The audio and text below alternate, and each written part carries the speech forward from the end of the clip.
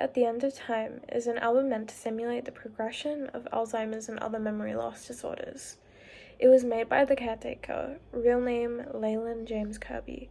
He was inspired by the ballroom scene from The Shining, and has other albums similar to Everywhere at the End of Time, like An Empty Bliss, Beyond This World, and A Stairway to the Stars, all dwelling on the same themes. Everywhere at the End of Time blew up on TikTok. I remember when I was younger, I'd see all these people saying that if you listen to the album, you can get like cursed or even die, and I believed it even though the intention wasn't to do any of that. It's meant to induce a feeling of despair, slowly. It's definitely a piece of horror, but shouldn't be seen as a joke because it's a real thing that people have to go through on a daily basis. Because it is a real thing that affects people, and a simulation is meant to encapsulate these horrors. Okay, so basically there's 6 stages, and we're going to be going through each one and how they simulate the dementia experience.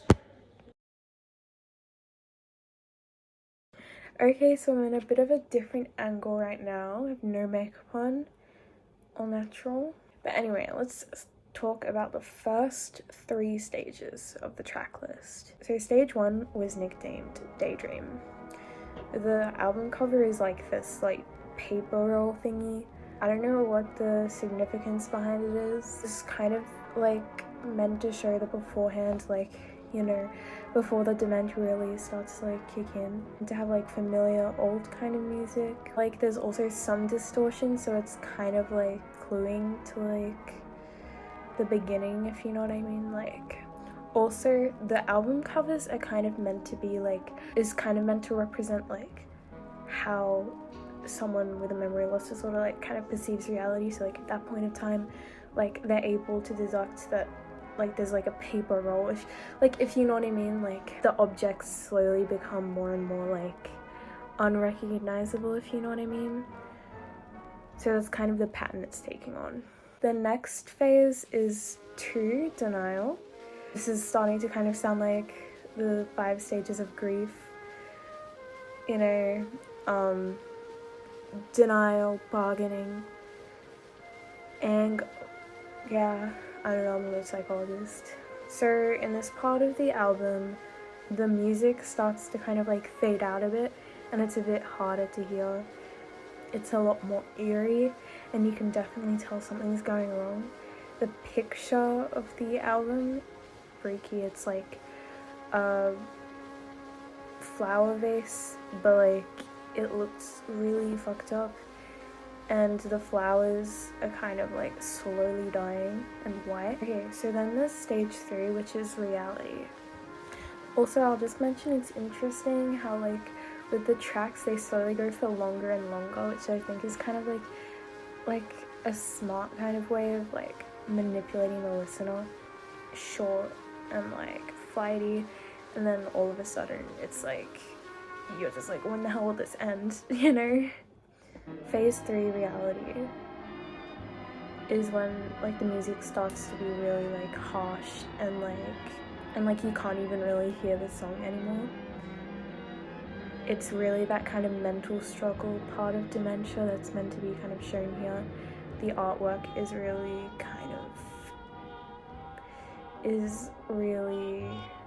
disturbing. It's like a lot more patronizing than the other 2 because they were kind of like relaxed and like they looked kind of normal, but this one is like kind of almost looks like abstract art, you know, like it's not even connected to reality at all. And then instruments start to like mix up and kind of like overlap and repeat, and it's just kind of showing that the mind is kind of like already on a path of destruction. Like there's no getting back now, you know. Okay, phase 4 is rupture. Okay, so this stage is meant to show when you kind of accept that you're losing your mind. It's kind of like the acceptance parts, just like the 5 stages of grief. There's a lot of white noise, and it's a lot more kind of meditational, if you know what, is that even a word? Like kind of peaceful, but of course still dark, and it's like kind of something kind of spiritual-esque, if you know what I mean. The artwork to this one is a lot more relaxed than the previous one, but looks like some kind of portrait, and like just reminds me of how like didn't like Picasso or something have like dementia, and then like his artwork, like portraits, started to like slowly kind of show himself differently. Like I don't know, like maybe this portrait, like this artwork is meant to show like how the people see themselves. Phase 5 is horror. So this one is the most like, so this is when,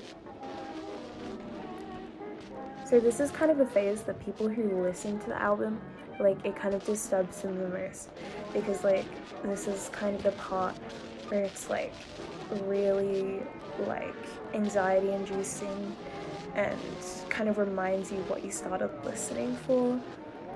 And there's a lot of repetition, like I was saying before, how it's showing how the mind kind of like messes up stuff and like can't get a grasp. And the artwork for this one is also very abstract.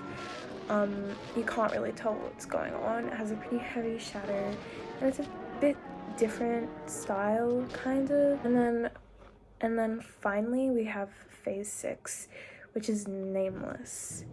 The artwork to this phase is just an upright piece of cardboard, it looks, with 4 tapes on it, and it is actually kind of horrifying.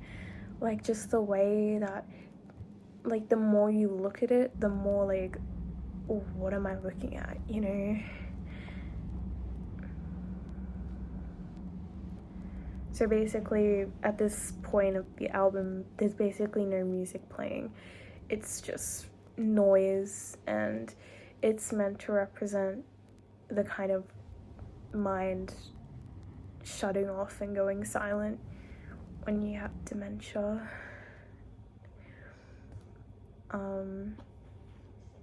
Yeah, the album has definitely changed a lot of people and given them a new perspective. Would I suggest you try and listen to it yourself? I guess so. If you want to kind of experience it, then definitely.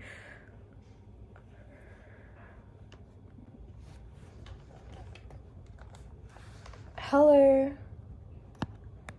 Okay, no idea what happened with that outro, but basically thank you for watching. This video was a lot darker and serious than most of my other videos, so but thank you for watching, and please subscribe to my channel, and bye.